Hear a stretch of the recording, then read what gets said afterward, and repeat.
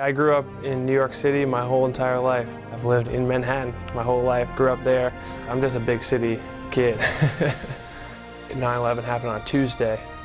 We had sports in the morning. I was in 7th grade, and we were walking back across Lexington Avenue, and I'm on 74th Street, which is probably 5 or 6 miles from the World Trade Center, Ground Zero, and you could still see the smoke coming up. Looking right down the avenue, you could see the smoke. I remember in November, I went down to see Ground Zero. Me and my family and I went down there, and we got as close as we could. It was just an unbelievable sight. You know, just going down there, and there was just nothing there.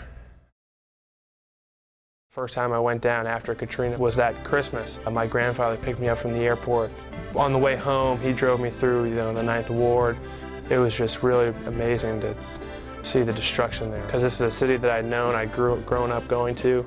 I got to see all my family and the kids that I knew. And it was like, well, New Orleans is still here, you know, because it's really the people that make the city. It might be struggling, but eventually it'll get back on its feet. You know, I've been affected by some huge events of the past 10 years. They kind of reinforce what I've been taught. You know, as far as I can remember, that I have a lot of opportunities to do things that a lot of people don't have. I came down to Virginia with my father just to look at the school. A friend of his, a guy named Rice Edmonds, went to Virginia, and he said, you know what, I'll make a call to the basketball coaches, I'll have them come meet you, we'll see what happens. I went through the whole summer going to basketball camps, and then I had my football season in the fall, and I played quarterback for Andover, and I was looking to play quarterback in college also. And I got some good interest from college teams. I'm in the Ivy League to play football, and then I broke my wrist in the New England Prep School Championship game right before Thanksgiving, and I needed wrist surgery, and that really turned me off to football. I was like, I don't want to do this again. I mean, I had to have my wrist in a cast for 11 weeks, and I ended up missing all but 3 games of my senior year in basketball. And I just said, you know what, I'm going to Virginia. I want to take a shot at playing with, with the best basketball players in the country. My first 2 years, it was hard because, I worked as hard as I could. My first year, I'm gonna be honest, I didn't deserve to play just because I wasn't good enough. And I knew that coming in. I knew what I was signing up for coming in, that, I would have to work so hard just to get an opportunity to play.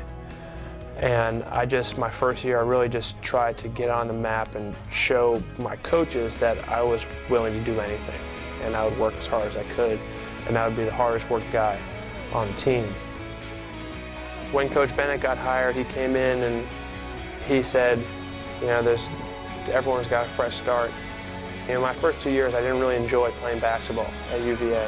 And I knew that when Coach Bennett came in, I just knew it was going to be a complete 180, and it really has. I couldn't ask for a better coach and a better coaching staff to come in here and help me, achieve my potential as a player, and then help our team come together like we have, and really become really united towards our common goal. Works around a screen from Scott, now feeds out. Sherrill fires from 3, and he knocks it down. I promise you, Will Sherrill knows that he can do it. Well, the confidence is flowing now as Sherrill has put his team ahead 49-46. Timeout, Cleveland State. It is Landisburg feeds off. Sherrill fires one up from 3, and he knocks it down from the far corner. Will Sherrill's red hot. Scott trying to back his way in. Feeds out. Sherrill fires from 3. Got it!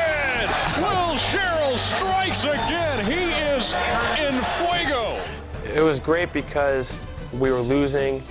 We were down by 10 points, and I was able to provide a spark that led to a great victory. It was really great that I was able to come in and provide a spark. My teammates were really getting me really open shots. I don't think I'm going to get shots like that the rest of the season. So, it was nice that I was able to knock them down, but the best part about it was that we came back. That was the first time kind of all season that we'd really been faced with adversity, being down in the second half. And instead of breaking apart, we stayed together, we kept playing defense, kept trying to get good shots, and then the shots eventually, started to fall. I'm just thankful for the opportunity that I've been given. I take each game like it's the last game I'm going to start, or the last game I'm going to play, because nothing's guaranteed. You know, I just want to be on the court, and I just want to give our team the best chance we have to win.